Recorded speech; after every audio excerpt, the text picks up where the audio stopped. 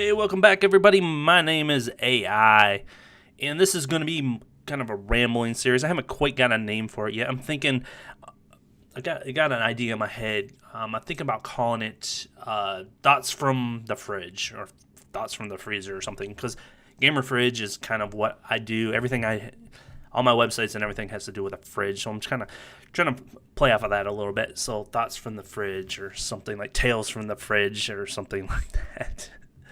Yeah, I know.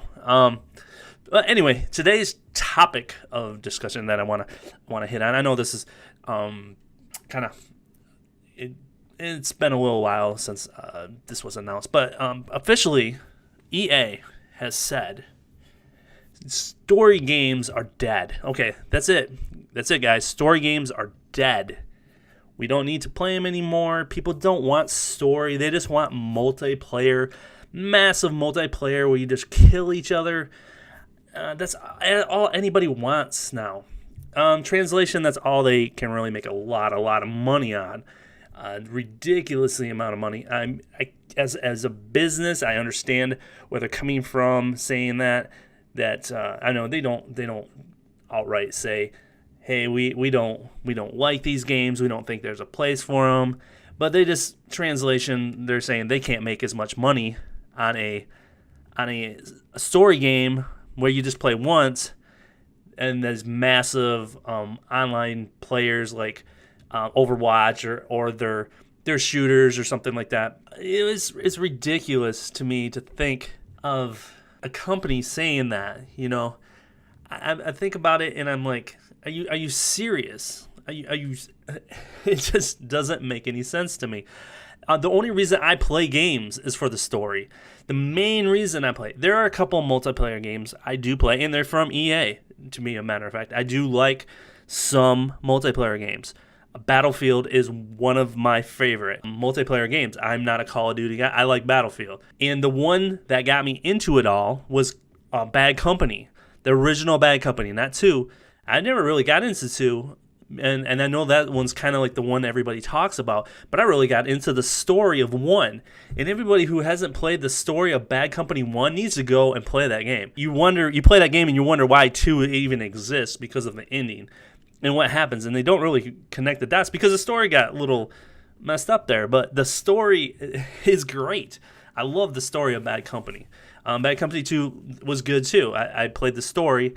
I didn't really get into the multiplayer as much. I didn't get into multiplayer Battlefield until like Battlefield 3. I think that's one of my favorite. I put so much time on that. So I do like multiplayer games, and I do spend a lot of time in them. And I do play a lot of sports games too, like the basketball and 2K. I put a lot of time in those 2 games. Those aren't story driven. Even the one I do play had a story.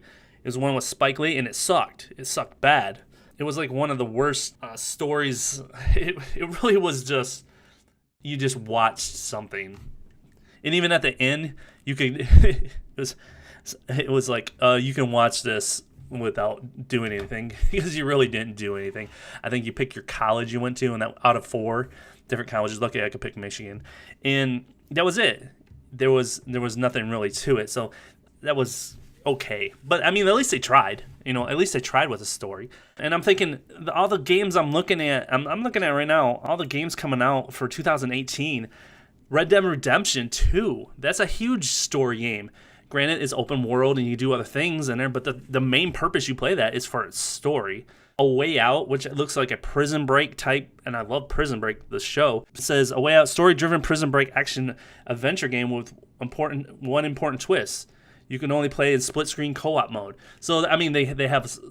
It's a story-driven, and then they're trying to do some co-op issues. So that looks interesting. The main reason you would play that is because of the story. What else we got here? Kingdom Hearts 3. I'm sure there's a story. I've never played any Kingdom Hearts, but I'm sure there's a story involved there somewhere. God of War, hack and slash, but there's a story to it. There's a reason why you're doing it. Far Cry 5 is coming out. Maybe. We'll see. Again, it's story-driven. Anthem. Spider-Man. Marvel's new Spider-Man. I mean, you're going to play Spider-Man. You're gonna have a story with Spider-Man. You want to do things with Spider-Man. And granted, it's going to be open world, but it's Insomniac. Ratchet and Clank. Those I played those games so much. I played pretty much every one of those. I think the Tools of Destruction at the end had left a cliffhanger. I had to wait 2 years to figure out what happened to Clank. So story driven, I don't understand why EA thinks this. And I know they got all the heat with their microtransactions and everything they did with Star Wars. And I'm hoping they're rethinking this. I mean, because Visceral Games, they got the person who made pretty much all the Uncharted games, except for the Vita version, and she had her hand in even 4. I read what their idea was. They took some ideas from her too.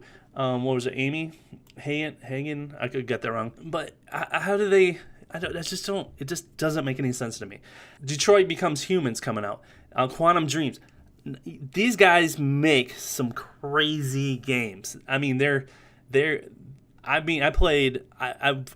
the PlayStation Now service just because they had their first game, Heavy Rain. I never played Heavy Rain. I really wanted to play it, and I could play it on my PS4. And I played that game.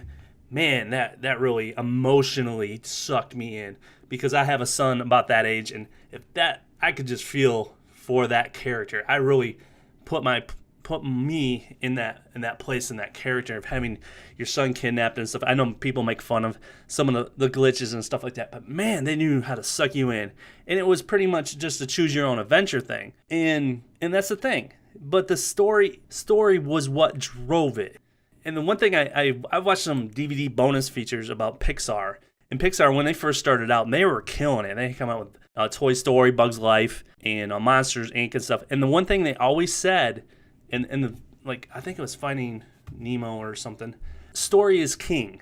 Story is king, and that's what drove it. I really hope EA rethinks this. I heard there should be a Star Wars game like Uncharted. You know how many people want to play that? I want to play that. Star Wars. The reason why they added a Star Wars story to the second game is because so many complained about it. It's like, where's the story? This is just multiplayer. And multiplayer is great, but you need the story. Even the Call of Duty, massive multiplayer, that's what most people play in it. I play Call of Duty for the story. Yeah, so again, I really hope that EA is really taking a step back and thinking about these things. I mean, there's companies making fun of EA now. Bethesda, they did a whole commercial on the first single player games and stuff like that, and that was pretty funny. I really hope that they start listening to the people who buy their games, and I have no problem with having these huge multiplayer games and stuff, and if they make them a lot of money, good. I have no problem with that. But to say that it's not going to work, that single players games don't have a place and they're not predominant. Every game I want to play is like a single player story mode driven. I can get into a little bit if I'm playing with my friends. I can get into some multiplayer game unless I'm playing Battlefield. See, and EA did something right there. Other than that, I really want to play a story. I love the Uncharted series. Uncharted is probably one of my favorite games. I'm hoping they continue on. I mean, I'm playing, as you can see, this game right now, the Lost Legacy. I'm really hoping they continue on, even though, spoiler alert, Drake might not be in them. But that is my thought on that. I'd like to hear your guys' thought. How do you prove to EA and other companies that might be thinking the same way that there is a place for story? I think sales really show. And what is it, Zelda Breath of the Wild? That's a story-driven game. The biggest game on Switch, and people love that game. I haven't got to play it yet, but I know it's story-driven. I know there's a story to it. I mean, platforms are great in having a reason to jump is cooler. That's what having a reason to do whatever you're doing in the game makes it more entertaining. I mean, look at Telltale Games. All of that story-driven. The point-and-click games, as I was younger, Day of the Tentacle, Full Throttle, my youngest son, he can beat those games. He loves those games. He absolutely loves those games, and he can beat them faster than I can. He can figure them out, which is as soon as he gets it, he's just into them.